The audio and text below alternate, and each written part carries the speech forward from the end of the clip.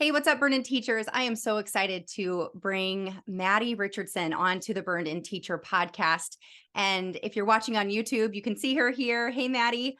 Hey, And if you're listening on any of the platforms that you have, that you've chosen to listen to the podcast, thank you so much for joining us today.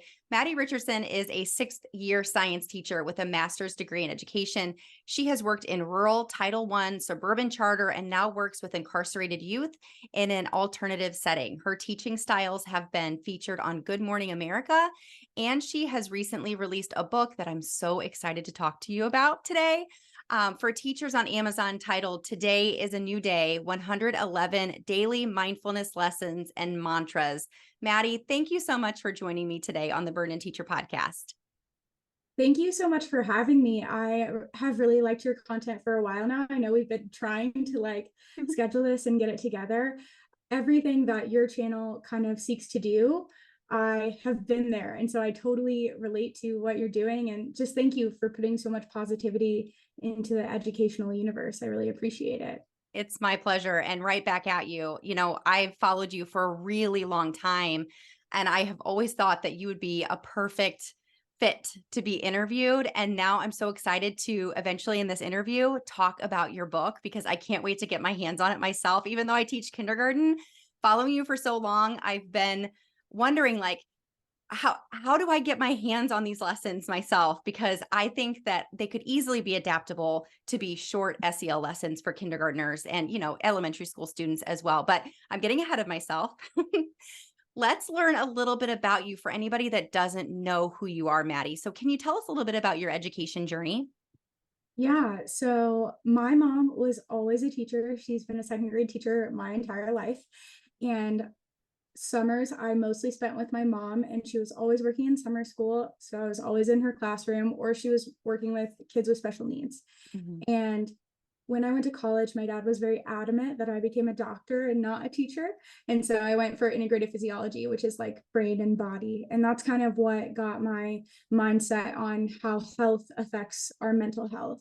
Mm. After that, I broke it to my dad that I was becoming a teacher and moved somewhere where it was really cheap to get my master's, which was Pittsburgh, Kansas. My one bedroom apartment was like $425 a month. Wow. And that's where I got my first teaching job. So I went from Boulder, Colorado to the middle of nowhere, Kansas, and spent my first few years there. And it was there that I really fell in love with teaching as an art. I Mm. always like to kind of laugh and look back and say that teachers are a lot like comedians, and they have to fall flat in front of a room in order to learn and grow. And that those years were me totally falling flat. So I was throwing Mhm. spaghetti at the wall and seeing what stuck, and many mindfulness moments really stuck, and it just kind of catapulted from there. Yeah, it's been so amazing to watch you teach these lessons. I know that you're no longer in that classroom anymore, that you were recording yourself, but it was so inspirational myself to hear you, giving those students those little nuggets of brain and body mindfulness practices. It was really amazing to watch, and you're so naturally good at it. So, how long have you been teaching? I have been teaching 6 years. I Okay. taught 3 years at a very rural Title I school. And Mhm. then I was in my second year at the charter school when I was forced out. And then I started in the winter-ish Mhm. working with incarcerated youth, and I've been with them year round. So I'm on year 6. My clock is just starting a little bit earlier than other teachers because we don't really have a summer break. Right, right. Yeah. So as I've mentioned, and I want to get to the point really quickly because I want to respect your time and everybody's time that's listening today. For those who, again, don't know who you are, they have not followed you on TikTok or Instagram. I've already mentioned I've been following you for quite a while, and I've been really inspired by your SEL lessons in your science class. I was devastated when you were forced out of your classroom. It was a little over a year ago, wasn't it? It was in November, and I Okay. was too. I was Yeah. devastated You were, I also. mean, your video of you just sobbing in your car, it made me cry. I was like, "Why? What in the world happened?" So, can you tell us a little bit about that and how you were feeling and then what pulled you through? Because I mean, I know myself and everybody else who had followed you were just wondering what in the world could have happened and what's next for you. I wanted to just give you a hug, and you didn't even know who I was. I feel like the universe gave me a hug during that time, and it was a really unique time for me. So I definitely don't regret it, and I don't regret being forced to leave a space that I wasn't the right fit for. Mm, Um, so the year prior to me getting asked to leave, like I was featured on Good Morning America. My lessons became really big. I was put in charge of like marketing and SEL for the school, and it looked like everything was going great. But as the new year came around, a lot of more teachers started to come to me asking for help advocating for themselves or advocating for our students. mhm, And kind of the more I did that, the more murky and troublesome the waters became. I felt that teachers and admin should kind of have a checks and balances type of relationship where mhm. if something is inherently wrong, teachers should be able to speak up about it and feel heard about it and have actions taken towards it. And that was just not the admin that I was unfortunately placed with. I had a specific teacher that I really stood beside because her one request for the year was to get a bathroom break, Mm, but we didn't have the supervision available, and so they would always just tell us that we were liable for watching the kids all the time. And she walked slower and she couldn't make it like to the bathroom in her passing period, so her request was like to get admin upstairs or like to even get the security upstairs once a day so that yeah. she could take a bathroom break. And that wasn't happening. The teachers that were giving my SEL lessons, so I made the SEL lessons for the school, but because I taught science, I didn't get to be the ones to give them to the kids. Mm, And so the teachers that were teaching them weren't doing it very well. But I knew the teachers and I had like professional relationships with those teachers. And they're not the type to fall short of a challenge. They're not the type to like just blatantly not do something. right. And so I started doing a little bit more digging and discovered that on the day that they were giving my lesson, they weren't getting a break all day long. So like how effective of a teacher are you going to be if that's the only time for your break? You're going to take that SEL lesson, shove it at the kids and shove some food down your face. And that's not Okay. their fault. And so a bunch of us teachers were all looking other places. We're all panicked that it's not going well. And so a bunch of us said, hey, it's not going well. We Mhm, don't want to leave. We just want you to know that like we're not happy here and we're looking other places. And I was like not the only one to say this, sure. but I was the only one to get marched out like a week later randomly and forced to like pick up my stuff on a different day. Did they kind Um, of I'm sorry, go ahead. no, you're fine. Go ahead. I was just going to say, so did they look at you as kind of like the ringleader to like self-advocacy for your Yes. needs? Okay. Yes, but I was not the only teacher that got marched out that year. And so it just wasn't the right fit for me. Mhm, And it mhm, set me on a whole different journey. I'm now pursuing my special education license slash master's because I really do want to still work in advocacy. And mhm, I would either love to be a special education advocate or a special education teacher and just this is the quickest way for me to get there. Not to mhm. mention being able to work with the students that I work with is a huge blessing. Yeah. My students now are not afraid of feedback. And I think feedback is so important. And I just find myself learning so much more every single day, being able to work with the kids that I work with, whether it be about like motivation or self talk or like the mood in a room and how to Mm. create that flow state for your students where the lessons just appear effortlessly. Because if they think that they're learning for a second, they're kind of mad about it, right? Yeah. And so 100%. um I was sad. I know like 17 million people were also sad, which Mm. that was that was a Mind blessing and a blowing. curse, right? But overall, I'm not sad, and I wanted to release the book, especially before the new school year starts, because it felt Mm, like my way of closing that chapter. mm, I mhm, do think I'll be back in a gen ed classroom eventually. I think I'll actually be in a special ed classroom eventually, maybe. But mhm, I'm very happy where I work now. I'm treated like a human. I get more time off, even though I don't have the summer break. I actually get more days off. mm. I get half days. I have small class sizes. I have a para in my room with me. Like I feel safe. I never need to extra advocate for my needs. My boss hears me the first time. Mhm. And all of those things are so worth it. I I love your entire attitude about what happened. Like you're not victimizing yourself. You're looking at it as this was a catalyst to to where I am now. And I love that so much because I can relate to it myself. I while I was never asked to leave or marched out or fired, I did leave myself and had some regret or shame around that decision. But now that I am where I am now in the school that I am at and with working, with teachers around the world with Burn and Teacher, I couldn't be more grateful for those risks that I took, even though I seemingly failed publicly a couple of times because it's all part of the process. It's not linear, it's not pretty, it's not sexy, it's messy. Yeah. And it's important to fail because Yes, I think if you went your whole life without failing, you probably didn't like live it in a way that made you really happy. 100%. Yeah. And look where you are now. And look at the I love too that you're open to possibilities in the future. You're not saying this is it for me. You're saying this is great right now. And also, I'm preparing to make a possible change in the future. I don't know when that will come, but this feels right now in the moment. Yeah. And it's so, I think that's so important to be Mhm, open to the idea of change in our lives, because it's inevitable. mhm. And the more we fight it, kind of the more painful I think it sometimes becomes. I love that you said that so much. A lot of the teachers that I work with at Burn and Teacher, they don't necessarily want to leave teaching or they want a change. They know that they need a change in order to be a more happier and more fulfilled human being, but they're Mhm. either not sure what that change should be or they know what it should be, but they're scared. So, Yes. what would you say to a teacher that is feeling that way?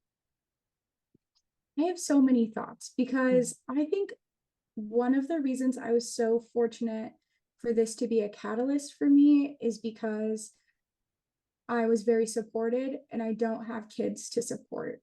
And mm, I think the idea of losing your insurance, for example, mhm, that can be terrifying. And so we're not just talking about someone being complacent in their career. When you add that extra layer of being a parent, like so many teachers are, it's not as cut and dry as just being able to magically morph and to magically change. I right. have a friend who she still teaches at my first school in Kansas, and she now has her admin degree and she's ready to become an admin. She like so wants that job. It just hasn't appeared yet, but that's not her fault. And that's not out of her not putting herself in the right position. Mhm. And, if I could get a tattoo across my forehead, which I never would, but if I did, it would just say like zoom out, Mm, right? Because I mhm. think so many of our problems that we really like feel that anxiety over within our hearts, if we just zoomed out a little bit, the universe is going to take care of that for us and put us where we need to be as long as we stay open to that change. It's just going to pop up out of nowhere. I applied to my job on accident. Like, I will 100% admit that. I applied on Indeed, and my wonderful principal got back to me and was like, "Do you know this is a center for incarcerated high school males?" And I was like, "No, but I might be kind of good at that." And Mm. so I decided to try it, and that's why I'm happy in it. I think so much of life is unplanned. So it's important to embrace that unplanning and just be open to change when it comes because it is super scary, especially with multiple levels of responsibility in the picture. Yeah. Yeah, I appreciate you sharing that, your point about things like insurance and how those changes can be scary. And it's almost like we have to unlearn the things that we learned in high school about having like an exact plan about what's going to happen first, then after that, next, then finally. Mm-hmm. Because I know that I had that belief too, and I had to make a kind of a quick decision on what I wanted to major in because my now husband of almost 20 years, I was pregnant my senior year, and I needed to make a decision. I knew we both knew we wanted to continue going to college, but I needed to declare a major because again, like you said, I had that extra responsibility, that layer of responsibility, and It's terrifying. It's terrifying to go into unknown spaces and places, and it's scary to consider to make a change.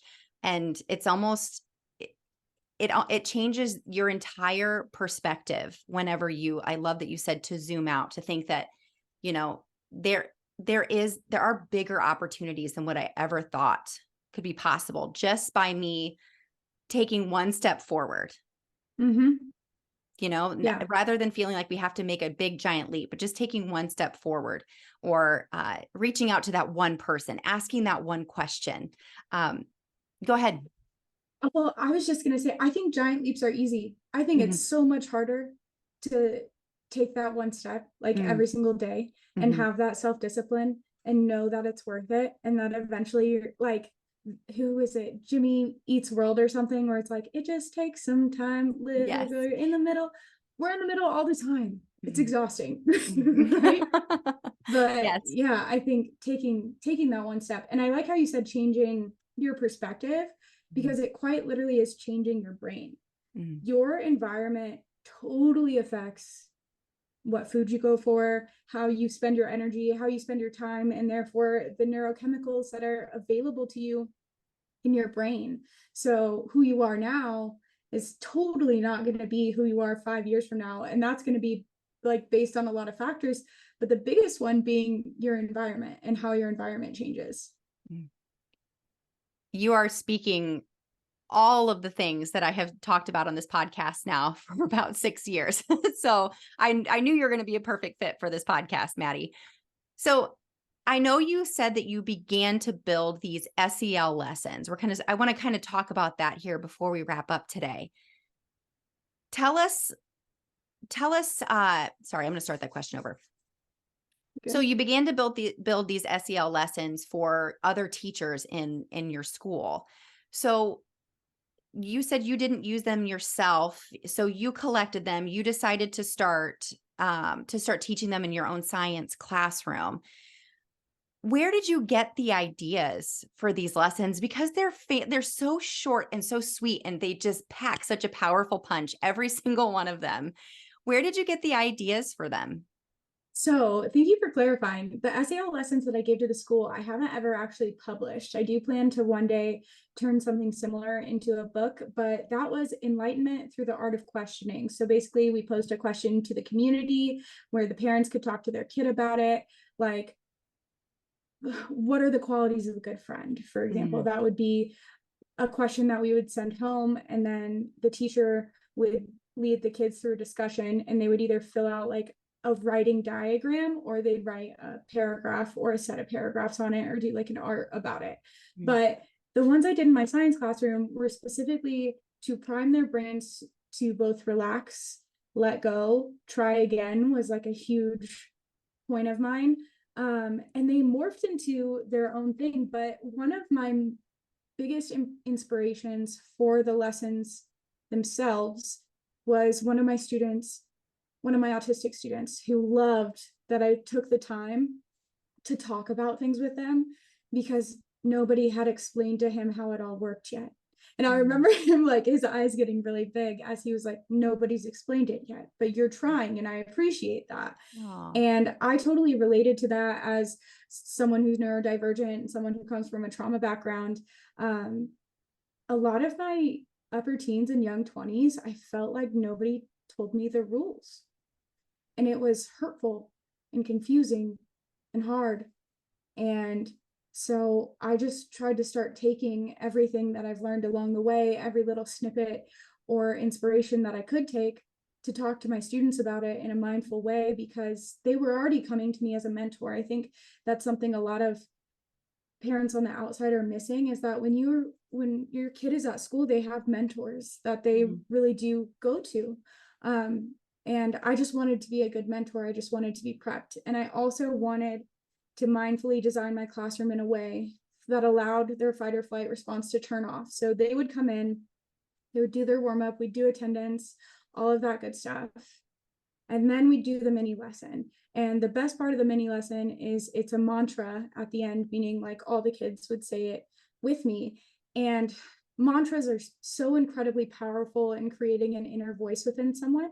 It's like everybody craves a theme. I remember my Papa Fred had the same cassette tape in his car for my whole life. So like his theme was Johnny Cash. And anytime I heard Johnny Cash, I thought of him, right? Because my Yeah. brain was primed that way.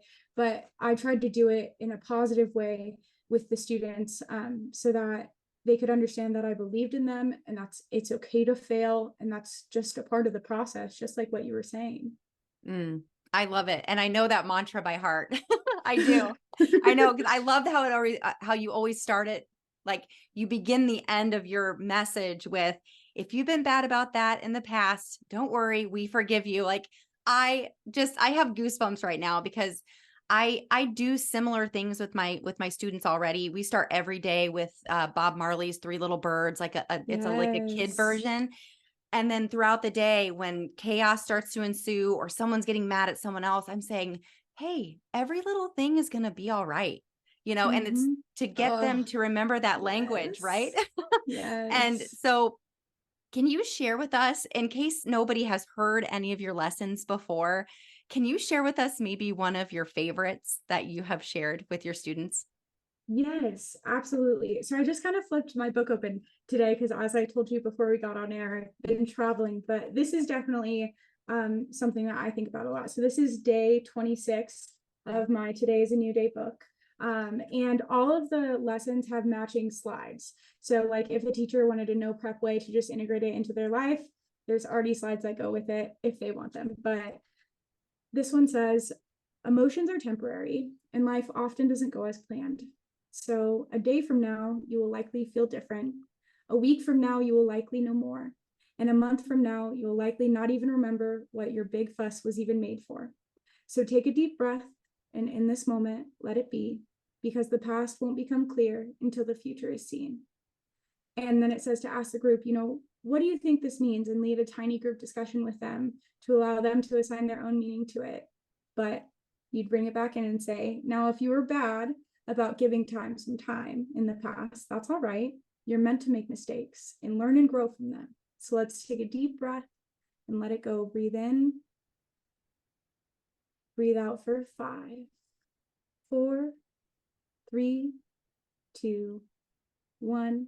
And remember that today is a new day with a new opportunity to make your world a better place to be. I love it. Oh, I love it so much. And it gives kids like, and this is one of 111 of the Mm-hmm. messages that you have in this book. And the perspective that we talked about earlier, that it opens up as an adult when you have very adult decisions to make, the perspective that this opens up for students, for their very middle school lives that they're living, where they don't have the wisdom, but they may have the experiences that they don't know how to process. Yes. And I related so much earlier when you said that you felt like no one taught you the rules. I didn't feel like that. I never even knew there were rules to follow. I was just living by the seat of my pants and making mistakes and being reactive and being dramatic.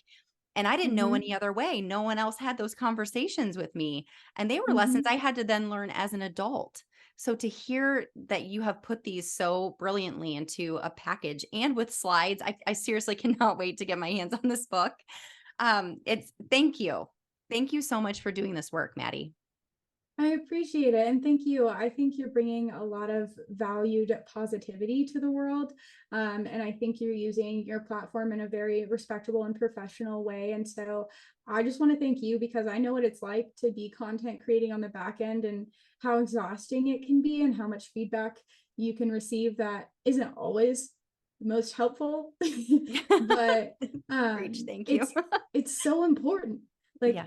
it's just so important because I always think like if not you then who, and it's really cool to see other teachers like yourself really stepping up and being mentors for teachers and showing us all how we can find happiness and balance and all those important things within our careers. Well, thank you. That's very nice of you to say. And it takes a village. I certainly can't do it on my own. There are a lot of teachers that need a lot of support. And now, hopefully, they will follow you. They will get inspired by you because we can find inspiration in so many different places. And I'm just so grateful that you came on the podcast today, a Sunday evening after a weekend of traveling. I just ran in the door from being on the lake all day. And I'm so excited to share this message with teachers. So can you tell people where they can find you, how to follow you, where your book is on sale? Where can they find anything about you? Yes, thank you so much. So everything is under the Miss R Project, MISSR, just the letter project, except for TikTok. It's the Miss R Project 2.0 because last year my TikTok got hacked and I had to start all over. Ugh. But we're back and stronger than ever. So it really has been a great adventure. But yes, the Miss R Project. You can also just Google Maddie Richardson or put it in the search bar on Amazon, and my book should pop right up. But thank you so much for having me. And again, for just bringing positivity to us. You are so welcome. Thank you again, Maddie. All right, everybody. Thank you so much for joining us here on the Burn In Teacher podcast today. I will see you next week. And until then, take a deep breath because you just took another step to becoming a burned in teacher. Burn on. Yay.